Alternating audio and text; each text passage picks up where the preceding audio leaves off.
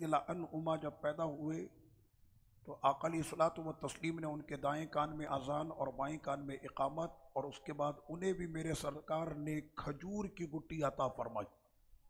اب آئیے کھجور سے راز کیا ہے کہ کھجوری کیوں ہے؟ انگور بھی آ سکتا ہے، انار بھی آ سکتا ہے، انگور بھی جنتی پھل ہے، انار بھی جنتی پھل ہے۔ آئیے اب اس کا اعجاز ڈھونڈتے ہیں کہ آخر اس میں حکمت کیا ہے۔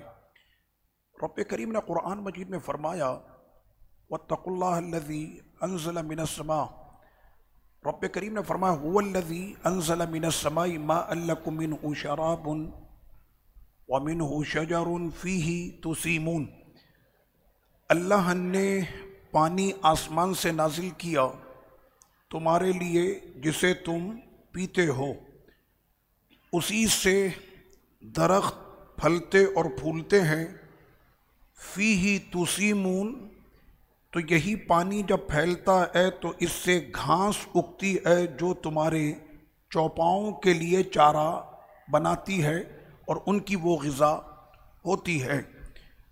ينبت لكم به الزرع والزيتون والنخيل والأعناب ومن كل الثمرات، رب کریم نے اس پانی سے آپ کے لیے زراعت کو پیدا کیا، یہ سبزیاں جو اگیں یہ بھی پانی سے ہیں۔ زیتون کا ذکر فرمایا کہ زیتون بھی اسی پانی سے ہوا۔ کھجور، نخیل، کھجور کے درخت کو نخیل کہتے ہیں، کھجور کا درخت اس سے ہوا۔ والاعناب، یہ جمع ہے عنب کی جس کو انگور کہتے ہیں۔ ومن کل ثمرات، اور جتنے بھی پھل ہیں وہ سارے کے سارے اسی پانی سے پیدا ہوتے ہیں۔ ان فی ذلک لآیات لقوم یتفکرون، تو اے ارباب دانش، اے عقل رکھنے والوں، کیا تم نے کبھی اللہ کی اس نشانی میں غور کیا کہ ایسا نہیں ہے کہ انگور کا پانی الگ ہے اور زیتون کا پانی الگ ہے، کھجور کے لیے پانی الگ ہے، سبزیوں کے لیے پانی الگ ہے، پینے کا پانی الگ ہے۔ میرے رب نے فرمایا کہ پانی تو ایک ہی ہے اور پورے جہاں کی زندگی اسی ایک پانی سے ہے۔ وہ اگر پڑے ایسی زمین پر تو وہ انگور کو بھی فائدہ دے، وہ انار کو بھی فائدہ دے، وہ کھجور بھی پیدا کرے، اور یہ سارا جو سلسلہ ہے وہ اسی پانی سے ہے۔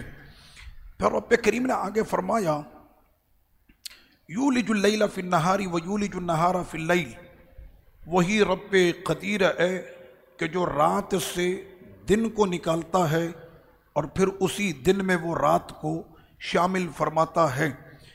وسخر الشمس والقمر، اور اسی نے بنایا ہے یہ سورج اور چاند، کل یجری لاجل مسمی، ہر ایک کی مدت مقرر ہے۔ سورج کتنی دیر رہے گا، چاند نے پھر کتنی دیر رہنا ہے، رات کتنے دیر باقی رہے گی، صبح کتنے دیر تک اجالا رہے گا، اور دوسرا مطلب یہ ہے کہ پورے جہاں میں سب کا ایک وقت مقرر ہے، کوئی بھی نہیں رہے گا، اگر رہے گا تو صرف میرے رب کی شان رہے گی۔ کل شیء ہالک الا وجہہ، ہر چیز نے ہلاک ہو جانا ہے سوائے ذات باری تعالیٰ کی۔ فرمایا رب کریم نے ذالکم اللہ ربکم لہ الملک، تو یہ تمہارے رب کی ساری بادشاہی ہے، دن سے رات، رات سے دن، صبح سے شام، شام سے صبح، سورج سے جو ہے وہ چاند اور چاند سے سورج، یہ ساری اسی کی بادشاہی ہے۔ والذین تدعون من دونہ ما یملکون من قطمیر، تو وہ لوگ، افسوس ہے ان پر کہ جو ایسے قدرت والے خدا کو چھوڑ کر اپنے من گھڑت ایسے انہوں نے معبود بنا لیے کہ جن کی اوقات کھجور پر چڑھے چھلکے بنانے کی بھی نہیں ہے۔ قطمیر کہتے ہیں اس چھلکے کو جو کھجور کے اوپر براؤن جو چھلکا ہوتا ہے، یہ پورا چمڑا نہیں، صرف اوپر اس کے ایک کھال ہلکا سا ایک چھلکا ہوتا ہے، اور اس چھلکے کو قطمیر کہتے ہیں۔ پھر آگے رب کریم نے فرمایا والآخرۃ خیر لمن اتقى ولا تظلمون فتیلا، قرآن کے حافظوں آیت یاد ہے نا یہ، वला तुज़लमूना फ़तीला। किस किस को याद है कुरान की आयत? जिन्होंने हिफ्ज़ कर लिया ये सिपारा तो उनको ये आयत याद होगी। और मुत्तकीन के लिए आखिरत का घर सबसे बेहतर है। जो अल्लाह से डरने वाले हैं, मुत्तकी हैं, वो तमन्ना करते हैं कि कब वो वक्त आएगा कि हम कब्र में जाएंगे और हमें वहाँ पर जलवा-ए मुस्तफ़ा नसीब होगा सल्लल्लाहु अलैहि वसल्लम।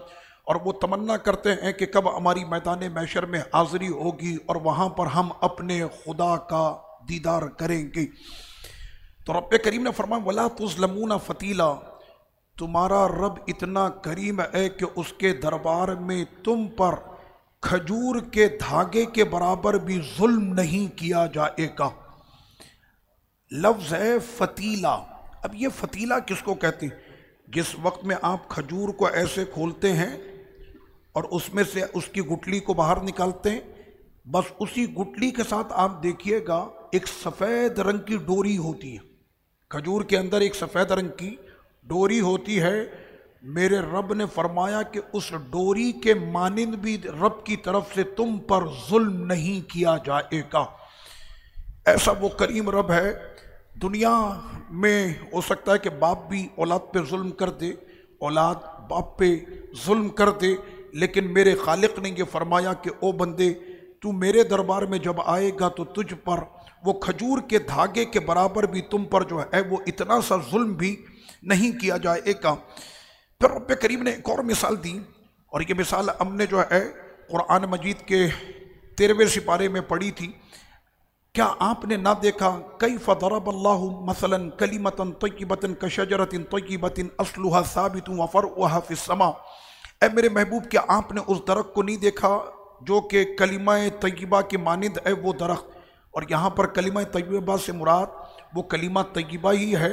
उस दरख्त की तरह है कि जिसकी शाखें ज़मीन में बड़ी मजबूती के साथ बिछी हुई हैं, और जिसकी जड़ें ज़मीन में मजबूती के साथ बिछी हुई हैं, और जिसकी शाखें आसमानों तक पहुँची हुई हैं। मुफस्सिरीन फरमाते हैं कि यहाँ पर शजरा-ए तय्यबा वो मुबारक दरख्त से जो मुराद है वो खजूर का दरख्त है। अब ये सारी आयतें कुरान मजीद में रब करीम ने खजूर से मुताल्लिक फरमाई। तो अब इस खजूर में आखिर ऐसा है क्या? हमने मक्खी पर बात की, हमने मच्छर पर बात की, हमने मकड़ी पर बात की, हमने जो है वो चूंटी पर बात की।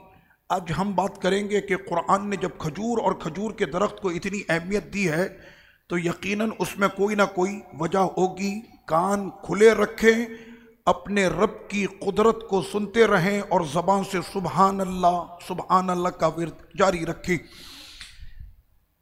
दरख्त जो है वो खजूर का, उसके अंदर सबसे पहला फ़ायदा क्या?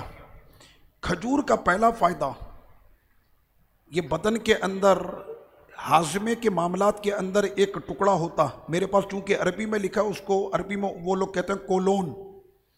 गालिबन मैदे से मुताल्लिक वो कोई होता है और हाजमे से उसका ताल्लुक होता। खजूर खाने से उसके कोलोन का जो मसला है वो कभी भी नहीं होगा। खजूर का दूसरा फ़ायदा कि खजूर जो है वो मैदे के अंदर मौजूद जो पोटेशियम है उसकी जो एक मिक़दार है उस मिक़दार को कभी कम होने नहीं देता। ये खजूर का दूसरा फ़ायदा। और ख़ास तौर पर जब आप इफ्तार करने के लिए खजूर खाते हैं, अल्लाह अकबर, आका करीम सल्लल्लाहु अलैहि वसल्लम ने इरशाद फरमाया कि अपनी इफ्तार किया करो खजूर से, और अगर तुम्हें खजूर मयसर ना आए तो फिर पानी से। पूरे दिन का जिस्म जो होता है कि खाने और पानी के बगैर रहने की वजह से उसके जो आज़ा हैं उसके अंदर कमी आने लगती है विटामिन्स की, और दीगर जो उसकी क़ुव्वते आसाब हैं वो कमज़ोर पड़ने लगते हैं। लेकिन एक खजूर में रब करीम ने वो कुदरत रखी है कि दिन भर अगर उसने कुछ ना खाया हो ना पिया हो, उस एक खजूर से अल्लाह उसको पूरे जिस्म की तवानाई अता कर देता। इस वजह से फरमाया अक़ल सलाम ने कि इफ्तार जो है वो अपने खजूर से किया करो, और अगर खजूर ना मिले, मयसर ना आए, तो फिर क्या फरमाया? फरमाया पानी से। پانی کا پھر کمال یہ ہوتا ہے کہ صبح سے شام تک وہ خشک پڑی آنتیں جتنی ہوتی ہیں، یہ پانی اندر جانے کے بعد ان تمام آنتوں کی صفائی بھی کرتا ہے، اور پانی کے اندر جو کیلشیمز اور اس کے اندر رب کریم نے جو طاقت رکھی ہے وہ آنتوں کو مضبوط کرتی۔ سختی کے ساتھ منع کیا گیا کہ افطار کے وقت میں کوئی بھاری بھرکم غذا سے روزہ نہ کھولا جائے، یعنی مثال کے طور پر اذان ہوئی، کھجور بھی ہے، پانی بھی ہے، وہ سب چھوڑنے کے بعد حضرت والا نے بریانی کے تھال میں سے ران نکالی اور ایک ہی باری میں پوری ران اندر، تو یہ جو اس طرح کی بھاری غذا وہ فوری طور پر کھائے گا، اس کے شدید خطرناک نتائج ہوں گے جو اس کو ضرر پہنچائیں گے اس کی آنتوں پر۔ میرے آقا اتنی طب کی یہ باتیں اور اتنے اندر کے یہ راز، معدوں کے، آنتوں کے، کولون کے، یہ سارے معاملات کون سی یونیورسٹی میں پڑھے؟ تو جواب یہی آئے گا کہ اس خدا نے ہم کو پڑھائے ہیں جس نے یہ جسم انسان بنایا ہے کہ کون سی چیز فائدہ دے گی اور کون سی نہیں۔ پھر سرور کونین صلی اللہ علیہ وسلم نے ارشاد فرمایا، من تصبح بسبع تمرات لم یصبہ سم ولا سحر، جو اپنی صبح میں 7 کھجوریں کھا لے تو اسے نہ کبھی جادو آ کر چھوئے گا اور نہ ہی اس پر جو ہے زہر اثر کرے گا۔ اللہ اکبر۔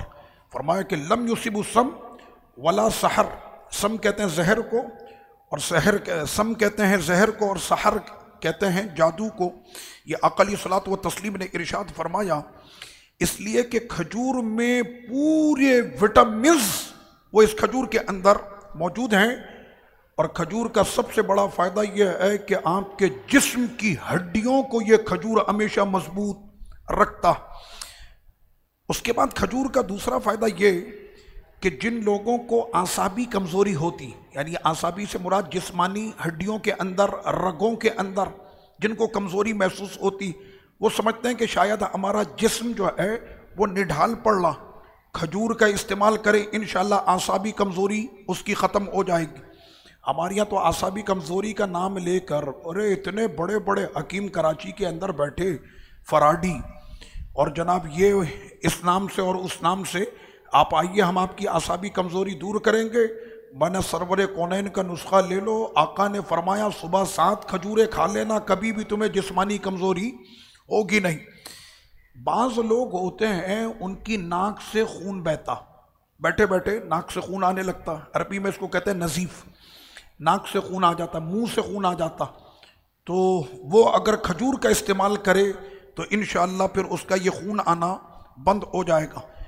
اگر جسم میں حرارت پائی جاتی، یعنی جسم ہمیشہ گرم رہتا، ایسا محسوس ہوتا ہے کہ شاید اس میں بخار ہے یا بخار کی علامت اس میں پائی جاتی ہے، کھجور کا استعمال کرے انشاءاللہ اس کا جسم معتدل رہے گا، نہ بالکل ٹھنڈا نہ بالکل گرم، کھجور اس کو پورا کرے گا۔ شوگر کے پیشنٹ، میں حج کے موقع پر میرے ساتھ ایک ساتھی تھے، اچانک ان کی شوگر جو ہے لو ہو گئی، اور ہم کہاں پر ہیں؟ مسجد سیدہ عائشہ، یعنی وہاں پر نیت کے لیے گئے تھے۔ اب میں وہاں پر لوگوں کو نیت کرا رہا ہوں، اچانک مجھے آواز آ رہی ہے، ارے کسی کے پاس کھجور ہے بھائی، کسی کے پاس کھجور ہے؟ تو وہ کسی حاجی نے پھر کھجور نکالی اور ان کے منہ میں کھجور رکھی۔ کیوں؟ کہ آپ کے خون میں جو مٹھاس کی کمی ہوتی، اللہ نہ کرے شوگر کا پیشنٹ اور اس کی شوگر اگر لو کر جائے تو وہیں پہ دھڑ کر کے وہ گر جاتا، تو اس وقت میں اگر ایک کھجور آپ اس کے منہ میں ڈال دیں تو خون میں پیدا ہونے والی جو نقص ہے، یعنی مٹھاس کی جو کمی ہوتی ہے، وہ ایک کھجور فوری طور پر اس کو سیدھا کھڑا کر دیتا۔ یہ کھجور کے سارے فائدے۔ اس کے بعد کھجور جو ہے وہ پیٹ کے تکلیف میں، جن کو پیٹ کی تکلیف رہتی ہے کھجور کا استعمال کریں، انہیں پیٹ کی تکلیف نہیں ہوگی۔ جن کے جسم میں خون کی کمی ہے کھجور کا استعمال کریں، انشاءاللہ اسے کبھی خون کی کمی نہیں ہوگی۔ اب سنیں دل کے کانوں سے فرمان مصطفیٰ صلی اللہ علیہ وسلم، کیا بات فرمائی میرے آقا علیہ الصلوۃ والتسلیم نے، فرمایا بیتن لا تمر فی جیاء اہلو، جیاء کہتے ہیں بھوکے کو، فرمایا کہ جس گھر میں کھجور نہ ہو یوں سمجھو کہ اس کے گھر والے وہ بھوکے، جس گھر میں کھجور نہیں ہو سمجھو کہ اس کے گھر میں کچھ نہیں، وہ بھوکے ہیں۔ یہ آقا علیہ السلام نے فرمایا، کیا مطلب؟ کہ اپنے گھروں میں ہمیشہ کھجور رکھو، ہمیشہ کھجور رکھو۔ سیدہ مریم علیہ السلام کا جب ہم نے ذکر پڑھا تھا 16ویں سپارے میں، کیا آیا تھا؟ وَهُزِّي إِلَيْكِ بِجِذْعِ النَّخْلَةِ تُسَاقِطْ عَلَيْكِ رُطَبًا جَنِيًّا۔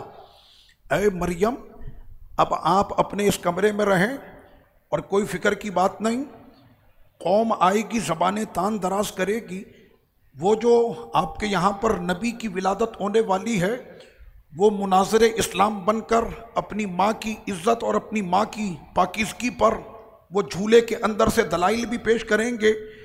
آپ کا صرف اتنا کام ہے کہ یہ جو تنا سامنے لٹک رہا، یہ جو شاخ اور یہ ڈالی جو کھجور کی لٹک رہی ہے، آپ کا جب دل چاہے اس کو ہلائیے گا، اس میں سے تر کھجوریں گریں گی۔ انگور کا ذکر نہیں کیا، انار کا ذکر نہیں کیا، جنت کے اور بہت سارے پھل ہیں ان کا ذکر نہیں کیا، خاص کھجور کا ذکر کیا کہ بالکل تر کھجوریں اس میں سے گریں گی اور وہ کھجوریں آپ نے کھانی ہے۔ اب بیٹھے لوگ اور اطباء زمانے کے بڑے بڑے ڈاکٹر اس کے اوپر جب ریسرچ کرنے کے لیے بیٹھے کہ اس کی وجہ کیا ہو سکتی ہے، کیونکہ قرآن وہ کلام ہے کہ جس نے سارے جہاں کو عاجز کر دیا، اس کے مثل کوئی لا ہی نہیں سکتا۔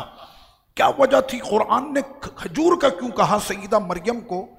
جب اس پر ریسرچ اور تحقیق کی گئی تو پتہ یہ چلا، وہ مائیں کہ جن کی ولادت کی گھڑی قریب ہو، مجھے سننے والا پورا جہاں ہے، جن کی ولادت کی گھڑی قریب ہو جائے وہ کھجور کا استعمال کرے، انشاءاللہ یہ کھجور ان کی ولادت میں آسانی کر دے گی۔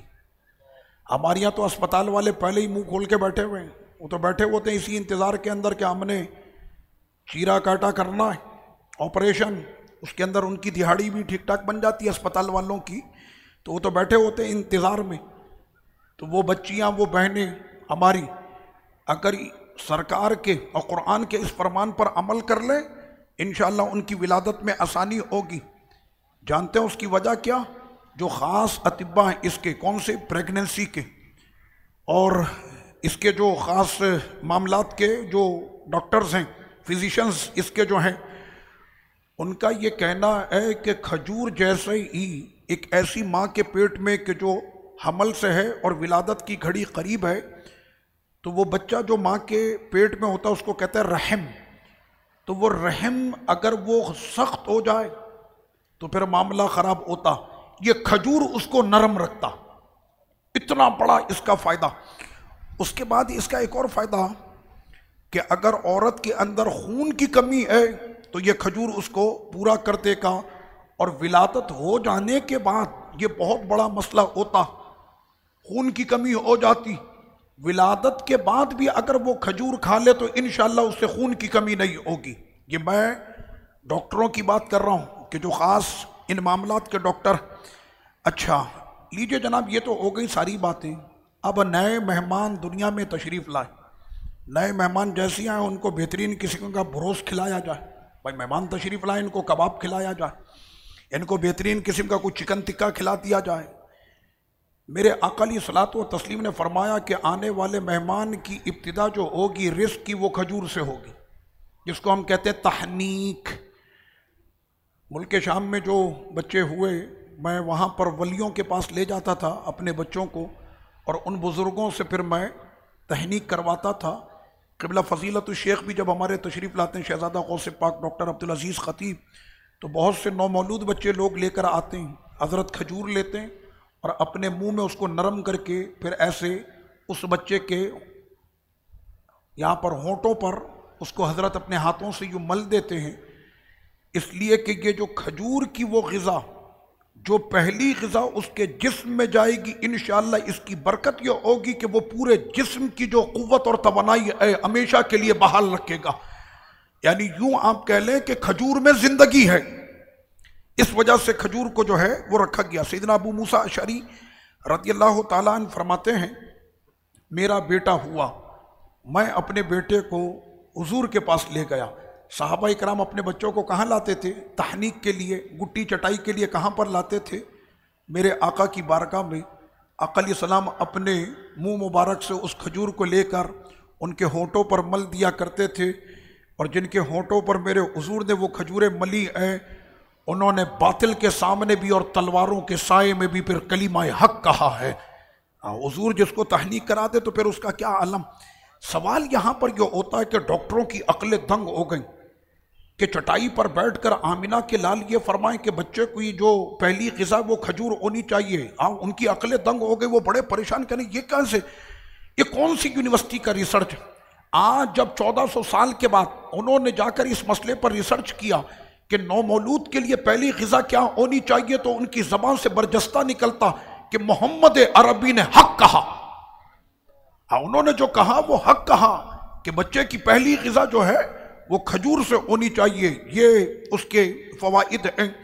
اس کے بعد آئیے ہماری ماں سیدہ صدیقہ عائشہ رضی اللہ عنہا، آج ان کا یوم وصال ہے، اللہ ان کے مزار پر کروڑا کروڑ رحمتوں کی بارش فرمائے، ان کے مزار پر انوار و تجلیات کی بارش ہو۔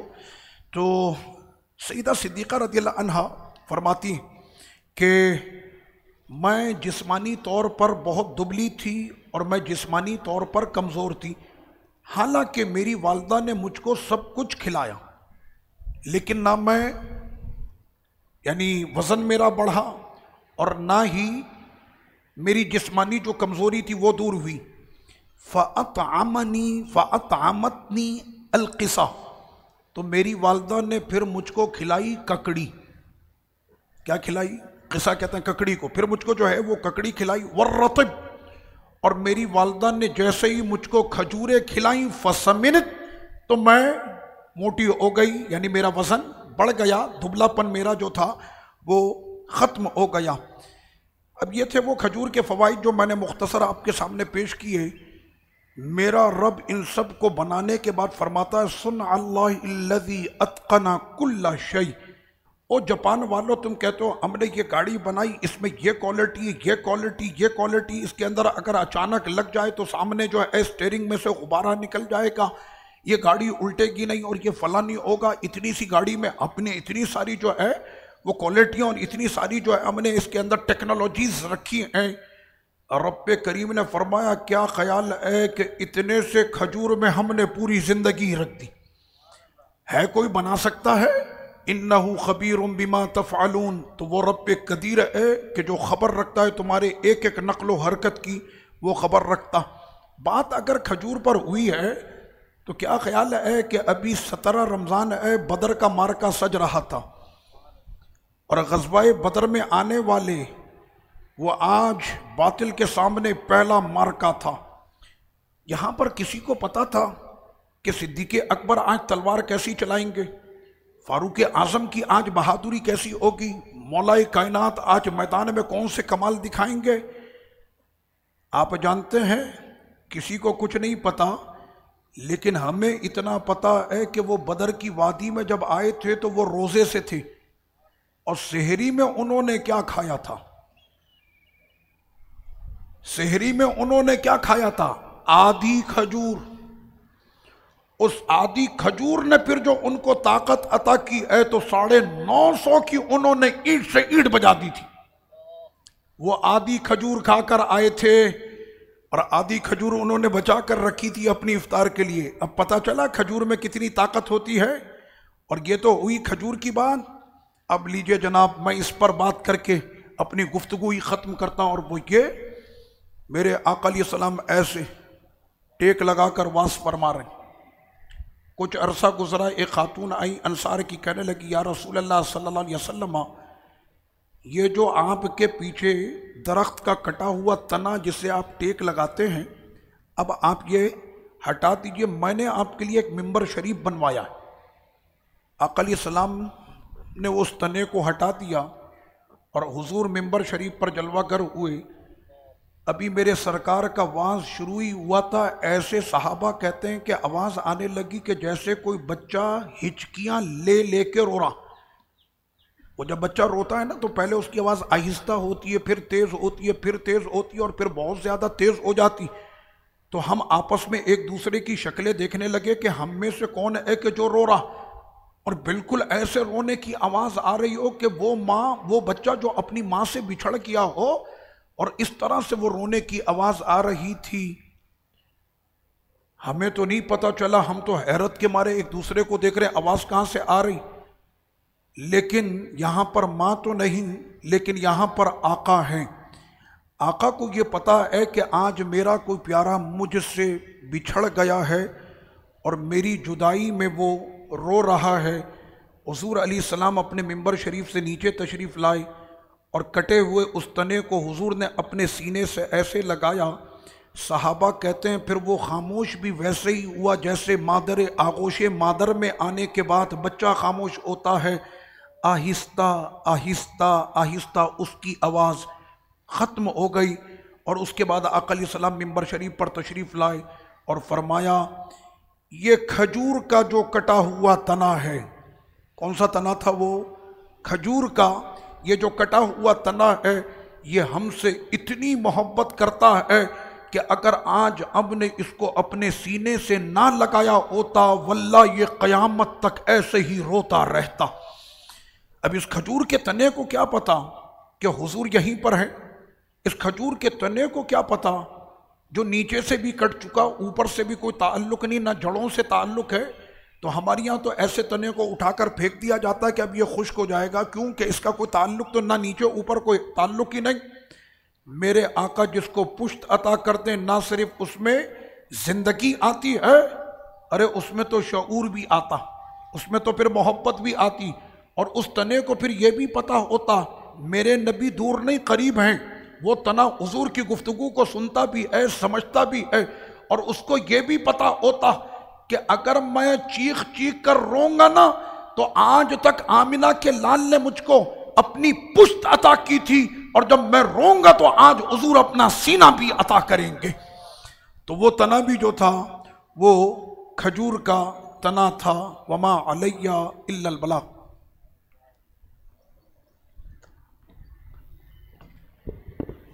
مصطفیٰ جانے رحمت پہ لاکھوں سلام، شمع بز میں ہدایت پہ لاکھوں سلام۔ جس طرف اٹھ گئی دم میں دم آ گیا، جس طرف اٹھ گئی دم میں دم آ گیا، اس نگاہ عنایت پہ لاکھوں سلام۔ مصطفیٰ رحمت پہ لاکھوں سلام۔ بنت صدیق جان نبی، بنت صدیق جان نبی، اس حریم برات پہ لاکھوں سلام۔ مصطفیٰ جان رحمت پہ لاکھوں سلام، شمع بز میں ہدایت پہ لاکھوں سلام۔ سیدہ زاہدہ طیبہ طاہرہ، سیدہ زاہدہ طیبہ طاہرہ، یعنی خاتون جنت پہ لاکھوں سلام۔ الصلاة والسلام علیک یا رسول اللہ وعلی آلک واصحابک یا حبیب اللہ۔ اللہم صلی علی سیدنا و نبینا و مولانا محمد وبارک وسلم وصلی علیہ۔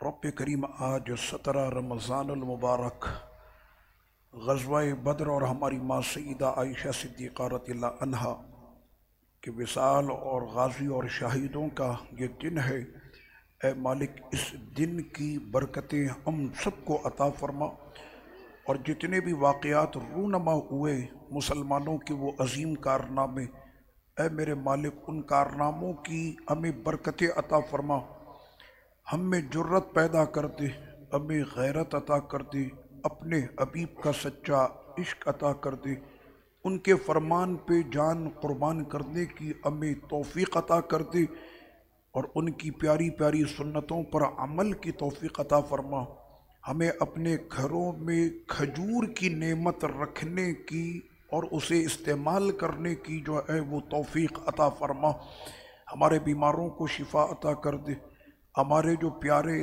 تیری بارگاہ میں پہنچ گئے رمضان کی اس مبارک صبح کی برکت سے، اے میرے مالک ان کو اپنا پیارا بنا لے، ان کی قبروں کو جنت کا باغ بنا دے، اور جنت کی نعمتیں انہیں قبر میں عطا کر دے۔ جہاں بھر میں لوگ اس وقت دعاؤں میں ہمارے ساتھ شامل ہیں، اے میرے مالک جو ان کی پریشانیاں اور مشکلات ہیں اور دلوں کی جو ان کی تمنائیں اور جائز مرادیں ہیں، اے میرے مالک اہل بدر کے صدقے ان کو پورا فرما، بدر کے وہ شہداء کہ جن کے لہو کے قطروں سے آج بھی وادی بدر مہکتی ہے، اے میرے مالک ان کے بہتے لہو کے قطروں کے صدقے ہماری دعاؤں کو مستجاب فرما، محبوب کریم علیہ السلام کے وہ آنسو جو بدر کی وادی میں ٹپکے تھے، ان قطروں کے واسطے رب کریم ہمیں محشر کی پیاس سے محفوظ فرما، اور اپنے حبیب کے دست کرم سے سب کو جام کوثر عطا فرما۔ ہماری ان دعاؤں کو رمضان کی اس مبارک صبح میں اہل بدر اور ان کے قائد کے صدقے ہماری دعاؤں کو قبول فرما۔ وصلی اللہ وسلم علی سیدنا محمد وعلی آلہ وصحبہ اجمعین برحمتک یا ارحم الراحمین۔